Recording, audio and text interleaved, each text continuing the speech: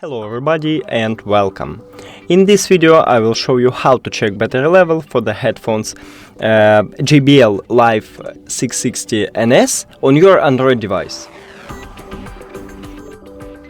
Basically, you have a few options how to do it.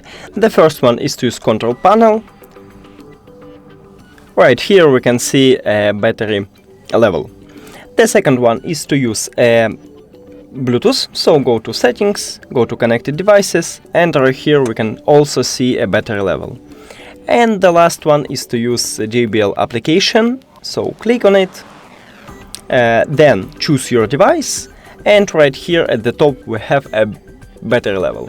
That's it. Thank you for watching this video. If you found it helpful, please consider subscribing to the channel and leave the like on the video. It's really important to us. See you later.